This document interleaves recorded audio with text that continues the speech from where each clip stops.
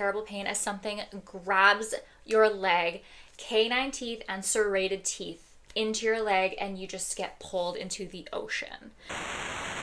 Hi friends, welcome back to Sunday Scaries. This is my new series where together you and I sit down and we go over true crime cases, eerie mysteries, and all things spooky. Today's case is not true crime, but it is very eerie and very spooky. We are going to go over the very tragic story of a biologist named Kirsty Brown and her encounter with a leopard seal. When you think about the ocean and like the animals that you should fear and what is dangerous and scary, what is the first animal that comes to your mind? Because for me, it's sharks. Like, sharks are the number one most terrifying, absolutely petrifying creature in the ocean. As soon as I'm in the water, I'm in a pool, doesn't matter. I'm like, there's a shark in this water. Like, I have like this innate fear to be petrified of sharks no matter where I am.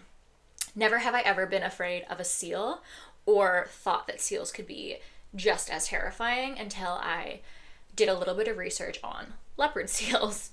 So, hello, today we are unlocking a new fear for you. If you didn't already know how spooky leopard seals are, welcome. We are going to go over a absolutely devastating and horrific story today. So, buckle up.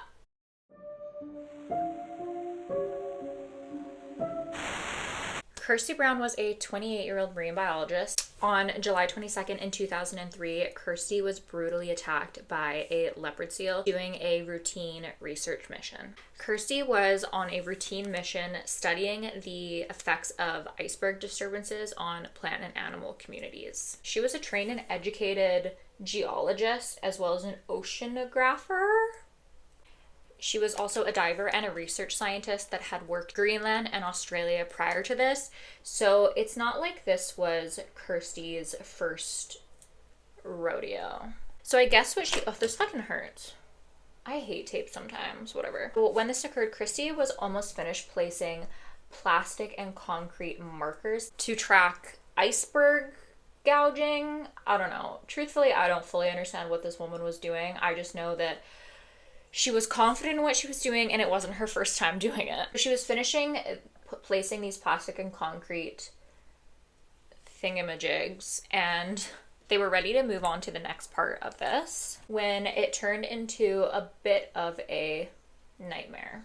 This is taking place in Antarctica. So because of where they're working, where they're located, people can only come in and leave seasonally because of the weather conditions and like how bad the weather can get. So because of this, obviously this goes for emergencies too. Their like home base is equipped with supplies you would need in case of an emergency. Where Kirsty is currently working, it is icy, it is snowy, like the weather is not good. We're in Antarctica, okay? We're in Antarctica. It's cold here. Because of where they're working, safety is obviously a top priority, thankfully.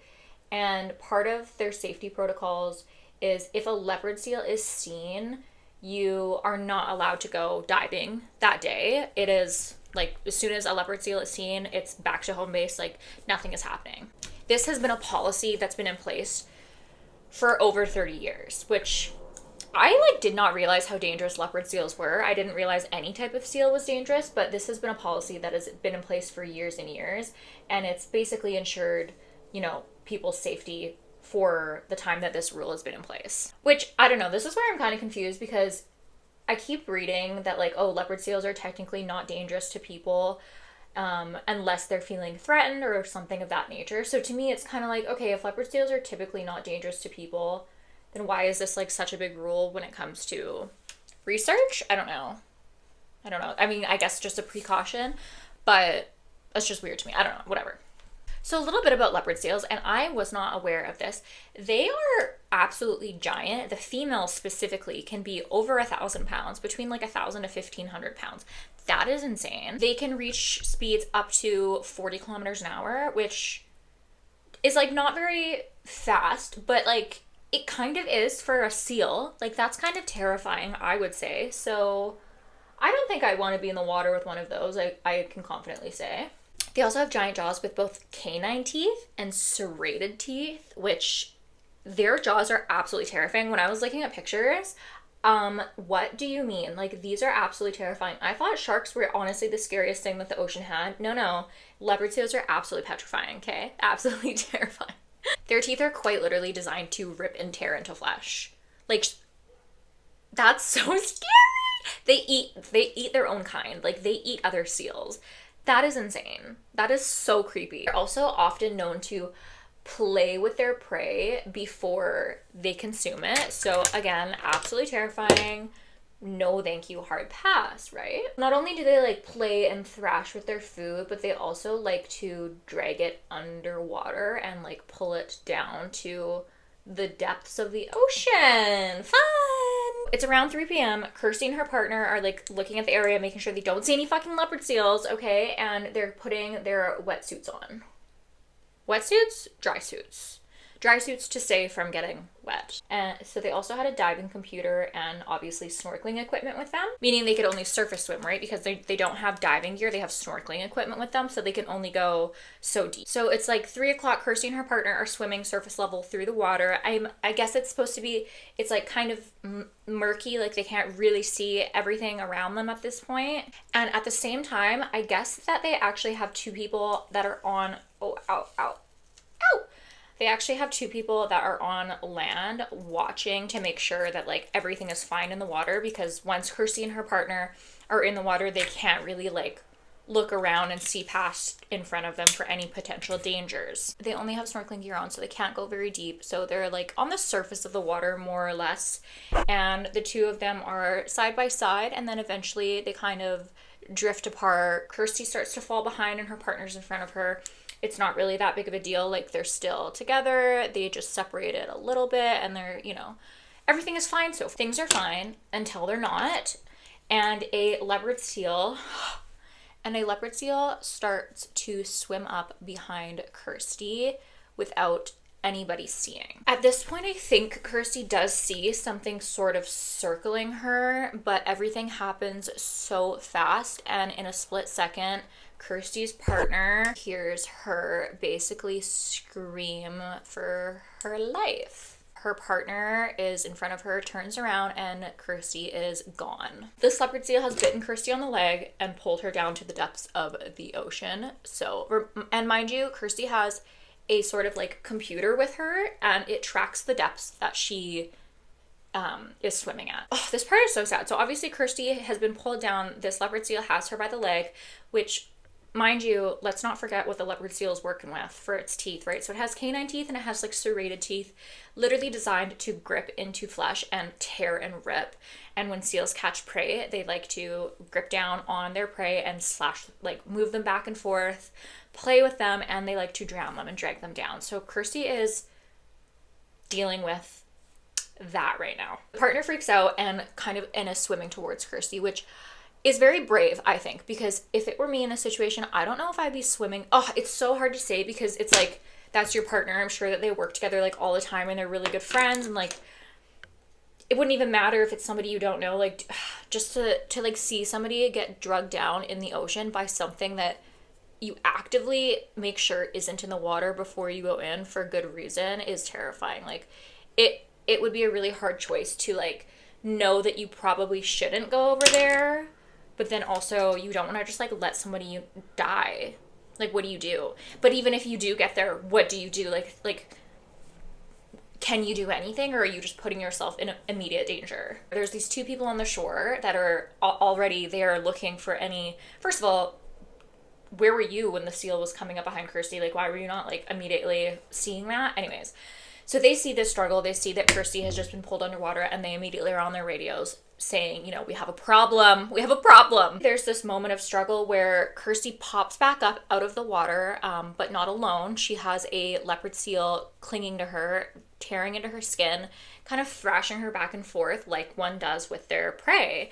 And her partner is just watching her in like utter terror, swimming closer to her because they want to help, but like what do they do? So they're kind of just watching Kirsty be eaten alive and thrown back and forth and suffering. It is also said that her partner assumed that the leopard seal that did attack her must have been a female because of its size. And if you remember what I said earlier about how female leopard seals are often larger and can weigh over 1,000 pounds, like, That is so heavy. I can't even imagine having that like on top of me. Like, the leopard seal was about 4.5 meters long and was a female, so assuming it was over 1,000 pounds, like that 4.5 meters is a lot, and then over 1,000 pounds is a lot, and then trying to escape that, like I just can't even wrap my head around how absolutely terrifying that this moment must have been for this poor woman. Her partner is trying to swim over to her, watching Kirsty struggle to escape the grip of this absolutely giant leopard seal, when Kirsty is pulled back underwater again, kind of right when her partner reaches the area that Kirsty is struggling in. This attack is going on for nearly like 10 to 15 minutes, and this second time that Kirsty is pulled underwater, she actually does not resurface. Because Kirsty didn't resurface and the partner is like right where Kirsty was just pulled under, they put their diving goggles on to kind of see if they can see Kirsty, and they have their goggles on and they're kind of looking like all around them and below them, and this is so terrifying. I actually can't even imagine being in this situation, because I just can't imagine like looking down and knowing that you're looking for something terrifying and then seeing it. So this is exactly what happens to Kirsty's partner. They're looking down with their goggles and they actually do see Kirsty and this leopard seal kind of like fighting underneath the water. She's still trying to escape.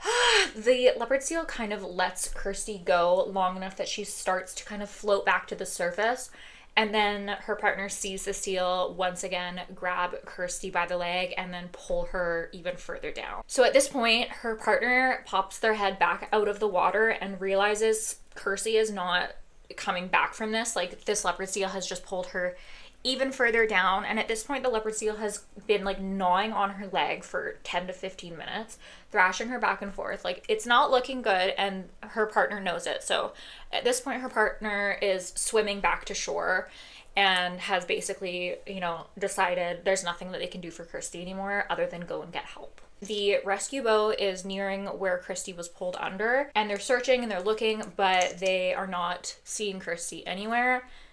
And they're also not seeing any signs of this leopard seal that took Kirsty. So after a little while of searching, they actually do come across the leopard seal that pulled Kirsty down into the water. The seal is about 1/2 mile from where it happened, and it is with Kirsty. The team is at this point just trying to recover Kirsty's body, because they don't know if she's alive yet or if she has succumb to her injuries, but they're basically just fighting at this moment with the seal to try to get her body back. So they're like using things to like poke the seal and kind of just get the seal to finally let go of Kirsty's body so that they can get her and bring her back to shore and do as much as they can to save her. After a little while of struggling with this damn leopard seal to let go of Kirsty, the seal finally does, and they pull Kirsty on board and immediately start trying to give her CPR and resuscitate her. During this time, they're obviously on their way to return back to the research center where, and again, as I mentioned, because of the weather here,